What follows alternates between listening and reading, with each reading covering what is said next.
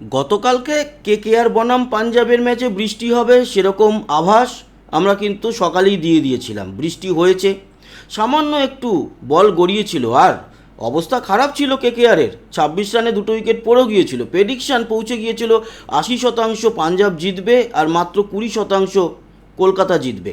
সেখানে খেলা বন্ধ হয়ে যায়। পয়েন্টস ভাগাভাগি হওয়ার দৌলতে কেকেআর না জিতেও খানিকটা ঊর্ধ্বগামী হয়েছে। কীরকম আছে পয়েন্টস টেবিল, তারপর আজকের ম্যাচের আলোচনায় আমরা আসছি। পয়েন্টস টেবিল কিন্তু বলছে পাঞ্জাব একে ছিল, একেই আছে, 5 পয়েন্ট পেয়েছে। তার কারণ গতকালকের ম্যাচে 1 পয়েন্ট ভাগ হয়েছে বলে তাদের পয়েন্টস 5-এ গিয়ে পৌঁছেছে এবং তারা টপে আছে। অবশ্য টপে আরসিবি ছিল এবং আরসিবির রেজাল্ট এখনও পর্যন্ত ভালো, রান রেটও ভালো।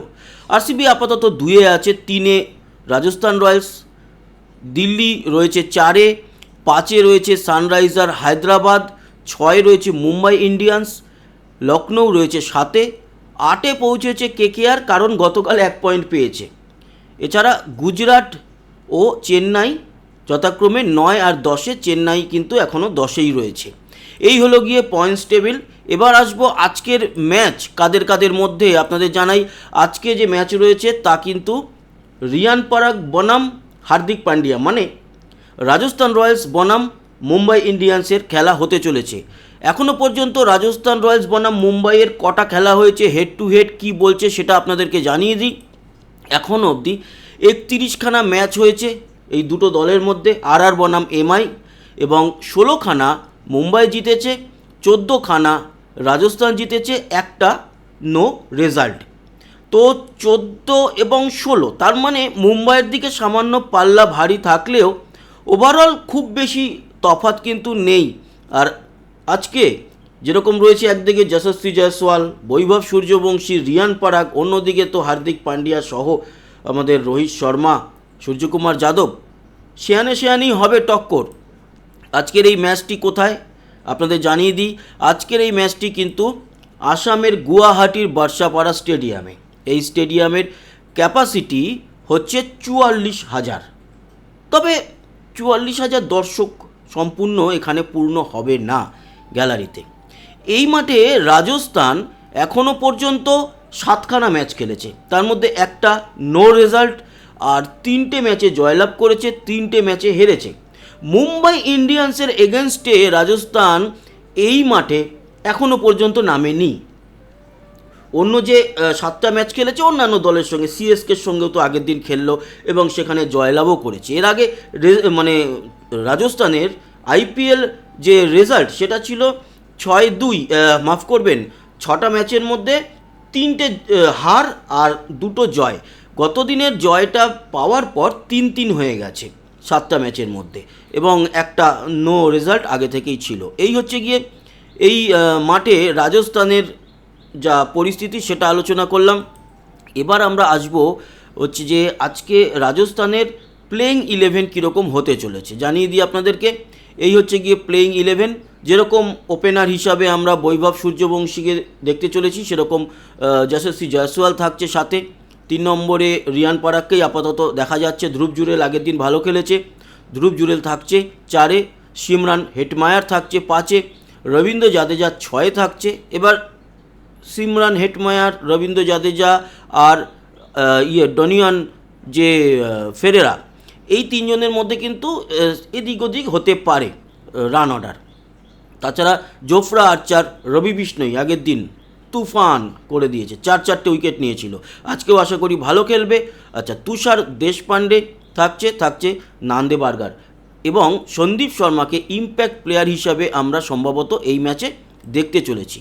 আলোচনা করব মুম্বাই ইন্ডিয়ান্সের প্লেইং 11 নিয়ে।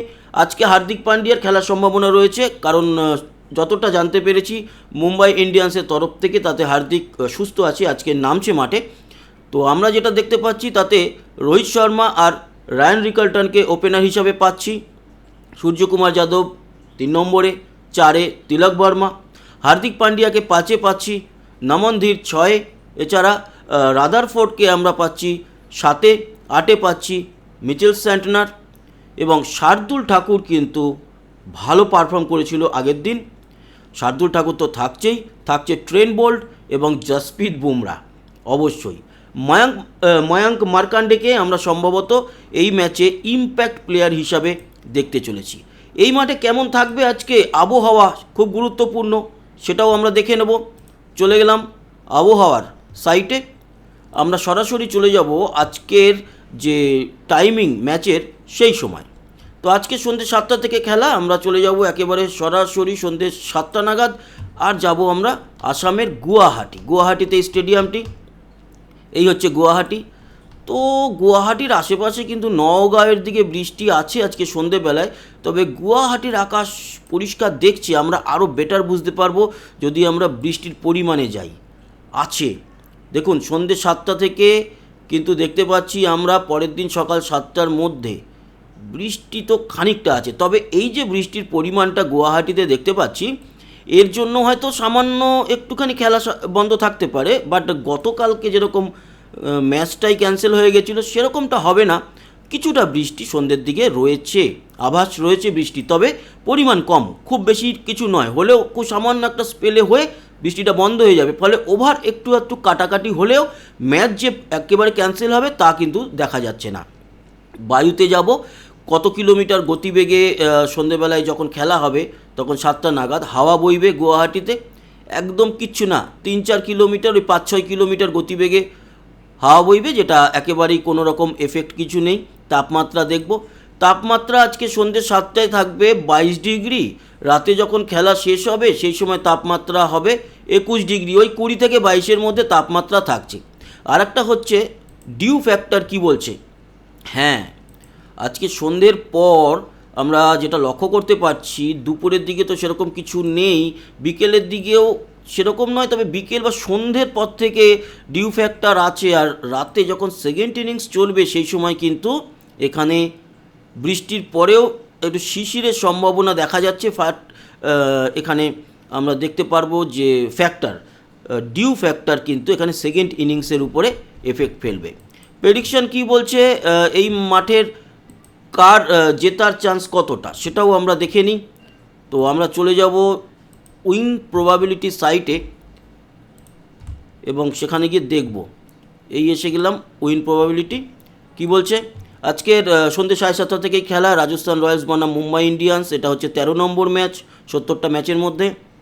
উইন প্রবাবিলিটি বলছে রাজস্থান রয়্যালসের জেতার চান্স 43% এবং মুম্বাই ইন্ডিয়ান্সের 57%। মুম্বাই ধারে ভারে কিছুটা এগিয়ে আছে, রোহিত শর্মা, রায়ান রিকালটন, সূর্যকুমার যাদব, তারপরে হার্দিক পান্ডিয়া, শার্দুল ঠাকুর, জসপ্রীত বুমরা, সব বড় বড় নাম, এই কারণে এগিয়ে আছে। বাট আজকে রাজস্থান রয়্যালস ছেড়ে দেবে না, চোখ অবশ্যই থাকবে বৈভব সূর্যবংশীর দিকে, চোখ থাকবে আমাদের অবশ্যই রিয়ান পরাগ, যশস্বী জয়সওয়ালের দিকেও।